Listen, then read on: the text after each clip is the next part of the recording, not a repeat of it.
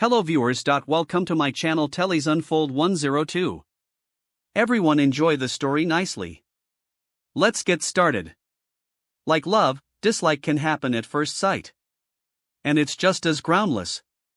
Perhaps this feeling arises at the level of chemical elements. I work in a hypermarket chain, middle management level. I don't have any staff under my supervision. I mostly interact with the external environment. What happens inside the hypermarket hardly concerns me. That's why I didn't exactly fear, not that I concealed it much, of course, but I didn't hide my connection with the cashier Tina. After all, she's not my subordinate. But everyone already knew that we've been together for a year and planning to get married. Not that it particularly interested anyone, but women are women. Tina once told one colleague in confidence, then another, and another, in secret, and the result was predictably known to the entire female part of the team. I think if it weren't for my fiancé's lack of discretion, our relationship would have remained unnoticed for a long time. She arrives at work an hour earlier than me and leaves earlier.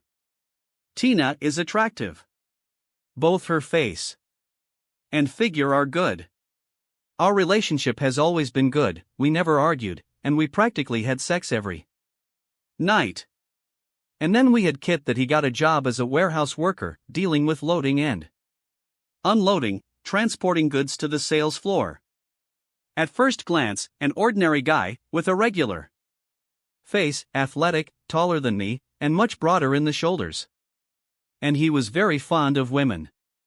Very soon it became known that he was making advances to practically every girl and woman in the store, shamelessly flirting and quite successfully at that. You could tell by how one saleswoman after another started spending more time with him, leaving work together, and then suddenly, after some time, all communication between Kit and his conquests abruptly ended. It wouldn't have bothered me, and I wouldn't have paid attention to it if it weren't for the fact that Kit took an instant dislike to me. He made it a habit to tease me every chance he got, on any occasion, for any reason. These jabs weren't confrontational enough to provoke a direct conflict, but whenever he cracked jokes and made snide remarks in the presence of others, I always felt uncomfortable. And, as it happens, I know that many, after shouting responses to him in solitude, in retrospect, I came up with sharp retorts that I could have used to embarrass him right then and there. But these sharp comebacks always occurred to me much later that he could say, seeing my polished shoes, that it seems the only physical exercise I could do is bending with a shoe brush. He could casually make remarks about my musical taste, eliciting approving laughter from colleagues. Indeed, once when I was talking on the phone, shifting from one foot to another, he jokingly told the saleswomen that if I urgently needed to use the restroom and was afraid I wouldn't make it, adult diapers could be found in the hygiene department. And all the girls who were nearby burst into laughter. Even Tina, damn it, maybe I was too tolerant that week, not once did it come to my mind to give him a worthy response. Thank God I didn't try to reply. There's nothing more awkward and pathetic than trying to respond seriously to overblown jokes. I started avoiding crossing paths with him, and if he happened to be in my way, I tried to change direction, to bypass him. It seems he understood that. In any case, he started showing up in unexpected places, and without his nasty jokes, it wasn't necessary to avoid him anymore. And then he found out about my relationship with Tina. I noticed a few times how he talked to her when there were no customers around, and he was bringing a cart with merchandise to the sales floor. He seemed to be joking and flirting, and Tina laughed, covering her mouth with her fingers. Just like she used to when we had just started talking. Tina, I said to her that evening, we need to talk. And I told her about the hidden bullying that Kit was orchestrating, about his reputation as a ladies' man, and finally, that he seemed to have set his sights on her. I spoke openly and hoped for understanding. Tina, I said to her, I'm asking you to stop any communication with him. You may think I'm paranoid, but I feel that he intends to do something malicious. Just don't think that I don't trust you. No, I love you and completely trust you, but Kit. You know. He has already seduced several girls from our store. Seems like it's a kind of sport for him. Sweetheart, what's wrong with you? My fiancé looked at me sadly. I love you, and I won't allow him any liberties. Don't even think about it. You have nothing to worry about. She said this, and I should have been reassured, but it occurred to me that it would be better to tell her that she shouldn't communicate with him at all and, finally, explain to him why. The next day, I walked along the main aisle of the store and saw Tina and Kit. They were standing quite far from her department. He was saying something to her, and she was giggling. I know the language of gestures. Not perfectly, but I learned some poses and gestures from marketing books. Her posture was open. Nooks of her shoes were invitingly turned out. She noticeably pulled her shoulders back, clearly emphasizing her large chest. With one hand, she held the wrist of the other, demonstrating her palm to him. The distance between them was quite friendly, but at that moment, I somehow clearly understood that she was no longer mine. Her pose could be described with one short word: yes. I didn't show any signs, just walked by. That day I saw them 3 more times, each time in different parts of the store, but far from her department. There were no obvious actions, movements, embraces, or, even more so, kisses in there. Communication, only conversations. However, each time her poses expressed clear consent. How did I observe them? Well, I simply entered the security room with a premium bag of chips bought from our store. I told the security guard that I changed my mind, bought a huge bag, and now I don't know what to do with it. I mentioned that I saw him eating chips. The guard happily confirmed that he indeed loved chips. I handed him the open bag, and almost casually mentioned that I was planning a marketing promotion and would like to observe the behavior of customers. He graciously allowed me to enter the observation room several times, and, pretending to be busy with something on my smartphone, I observed Tina and Kit. Everything was predetermined. No, in the evening, I tried to talk to Tina again, but the conversation almost immediately ended after she blatantly lied to me, claiming she hadn't spoken to Kit today. I no longer knew what to say. Well, more accurately, I could say what I saw, that she lied, but what's the use? The line hadn't been crossed yet, and if I laid out everything I knew, the consequence might be that she would become more cunning. There was a small chance that she was still worth it. So, I kept silent and simply waited, weakly hoping for that chance. Not that I was spying on Tina, but, yes, I was spying a little. When she left for work an hour earlier than me in the morning, I would go to the store, head to security, casually mention the early morning customer behavior study, and monitor Tina or Kit on the monitors. Also, I tried to surround her with special care and attention. And love. And talked a lot about the upcoming wedding. About the future, well, at least I tried. On Saturday, she didn't come home after work. At least, when I returned an hour after she was supposed to be back, she wasn't there. Only a text message about meeting with friends until late at night.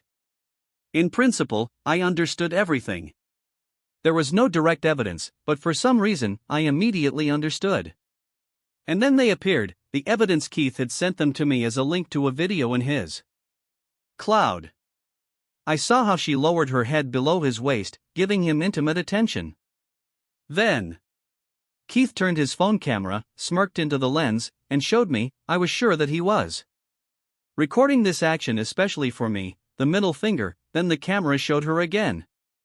And I saw him flick her nose lightly, catching her attention, and she looked up, sort of indignant. But not seriously, laughing, the way girls do when they're teased and they actually like it. Hey, we'll watch the video later and remember the good times. I heard his voice. Come on, give me a smoochy smoochy. She didn't seem to know her lover was going to send the video to anyone, but it looked like she was showing it to me. It was over. I mean, between me and her. And they were still going at it.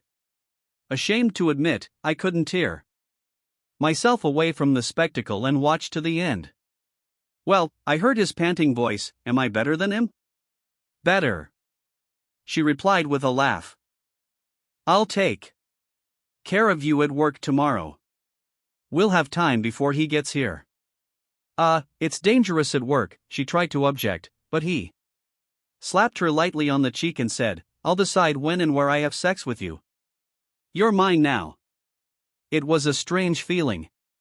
I felt terribly hurt and somehow ashamed that I opened the wardrobe and began gathering her clothes. About an hour later, I brought 3 boxes in a bag with her belongings to her parents' house, unloaded them at the door, rang the doorbell, and quickly stepped back into hiding.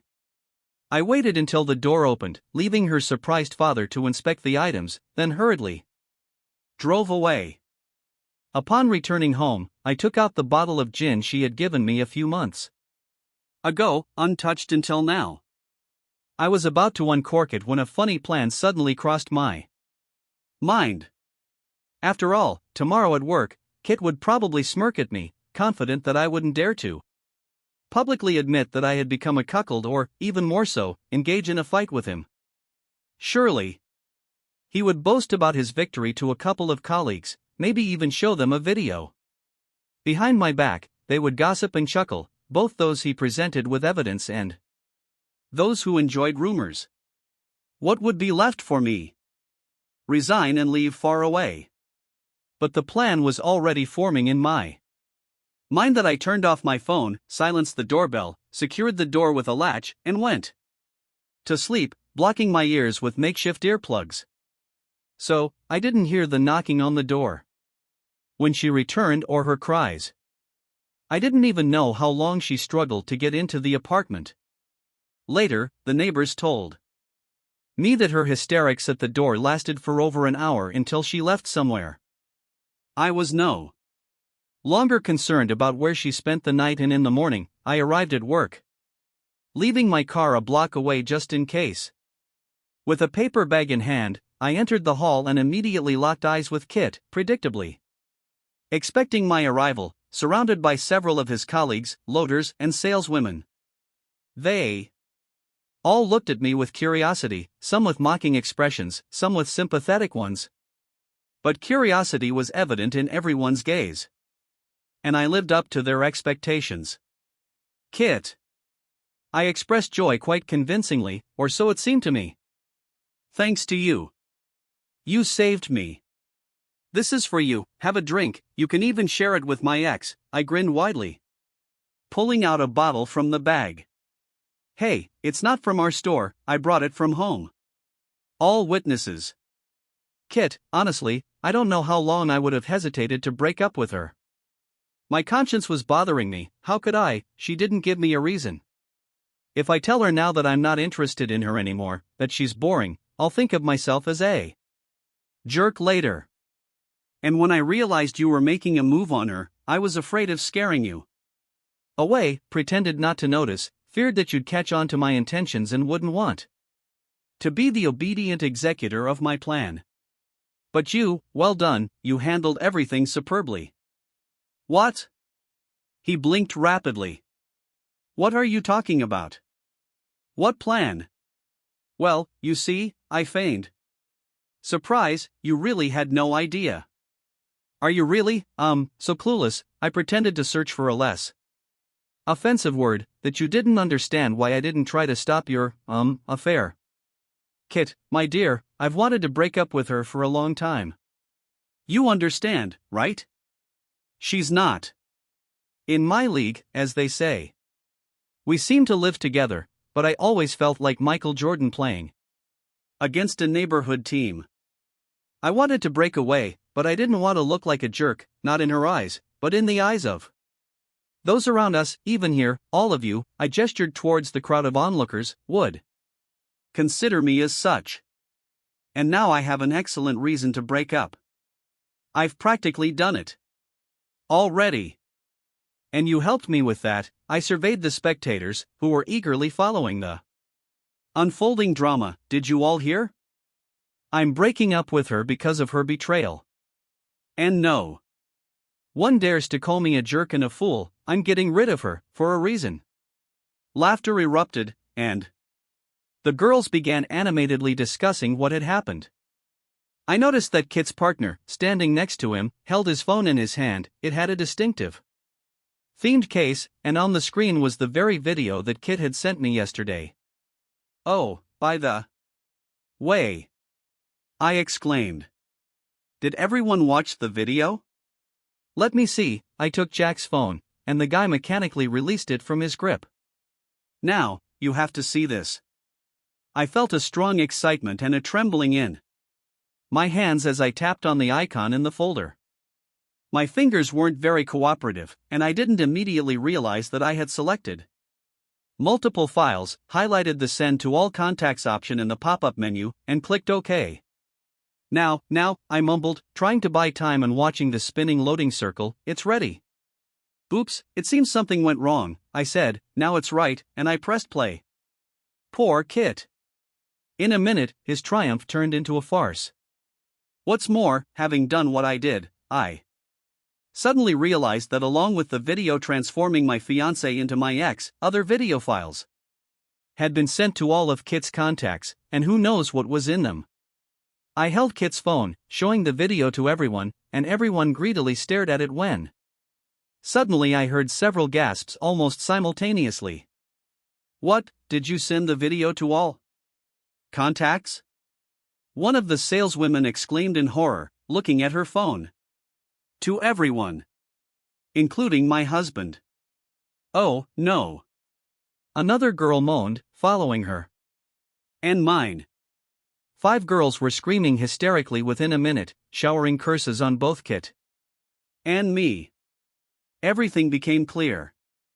In this folder on his cloud, Kit kept other videos resembling what was currently playing for all present colleagues, showcasing his other passions, among which were married women. Oh, Kit turned out to be quite the ladies' man, so to speak, not letting a single opportunity slip by. The most interesting part was that, due to the nature of his work, he had contacts with practically all the store employees and even some members of their families. At this very moment, these family members could be watching the videos, unpleasantly surprised to discover something new about their wives and daughters. But even if not everyone had seen these videos, there would surely be someone who would inform them about it. That I saw my ex only around noon. She looked pale, and her eyes were red. When our eyes met, I saw horror in them. I think it was not horror directed at me, but at what was happening in general. Everyone avoided her, except for a couple of those women who were hysterical about the videos sent to their husbands. They were talking to her about something. The next day, Kit didn't show up for work, and by lunchtime, there was a rumor that he had been severely beaten by some hooligans. Very severely. It was possible that he might not return to work after leaving the hospital. Mending broken limbs takes a long time. Several saleswomen came to work with a thick layer of makeup on their faces. However, the makeup couldn't conceal the deep sadness on their faces, intensified by bright